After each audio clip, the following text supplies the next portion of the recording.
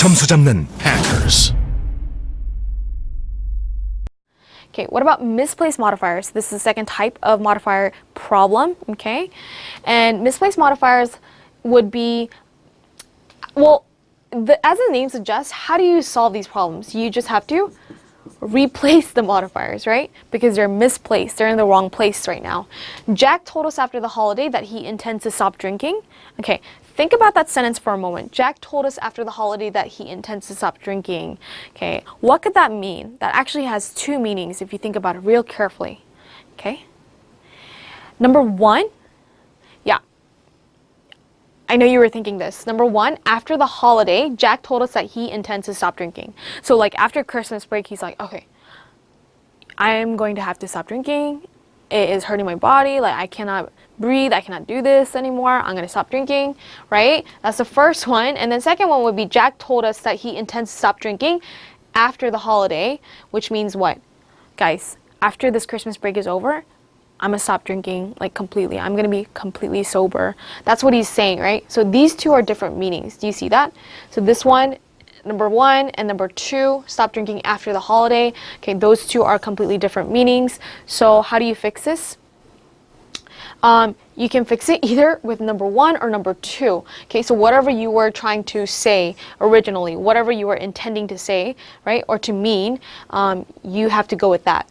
Because both of them are possible, but this order, right, is wrong completely, right? So after the holiday is a modifying phrase. So if it comes in the very beginning or if it comes in the very end, it makes sense. So either one. So what do? We just took this modifying phrase and then replaced it.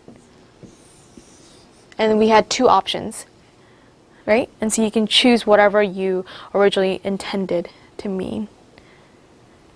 So that's how you fix a misplaced modifier problem, by replacing it. Ambiguous pronoun number 6. Is it clear who or what the pronoun is referring to? If not, instead of using an ambiguous pronoun, which means like it's very vague, unclear, be more direct and exact. Okay, let's look at this. Installment publishing, this is the subject, right, of the sentence, had advantages for both publishers and authors like Dickens. Okay, they were great for publicity. Publicity is what? Attention from the public, right? And for drumming up excitement for a novel. So like gathering excitement for a novel. Okay, we don't know who they is referring to. It could be referring to what?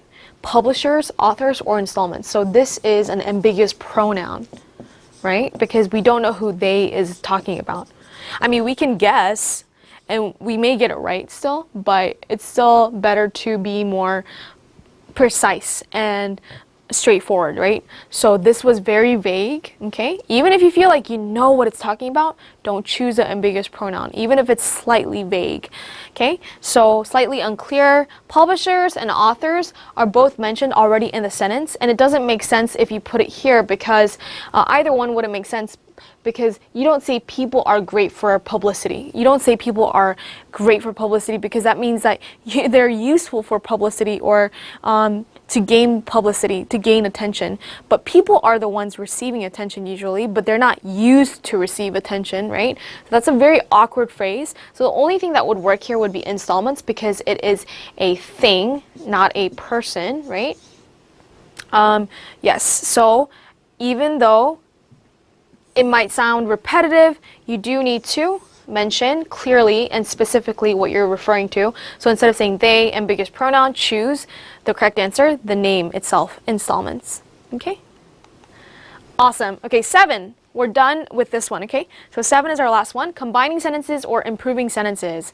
Okay, put that in one problem type because it's pretty similar if you look at the question. Is it asking you to simply combine two separate sentences, or is the question asking you to improve one original sentence? Let's look at an example. Okay.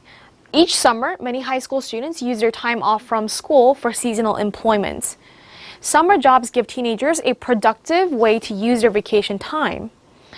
Through summer jobs, teenagers can earn money and gain experience.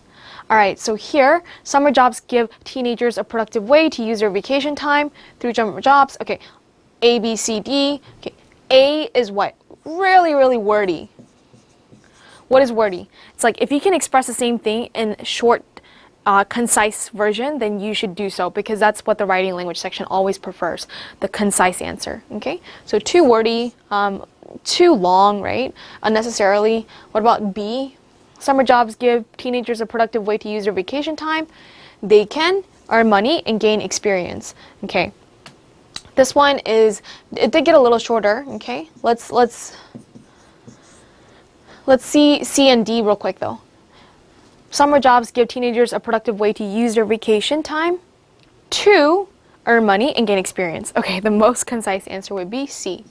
Okay, so that would be the improvements and the combining of these two original sentences. What about this one though?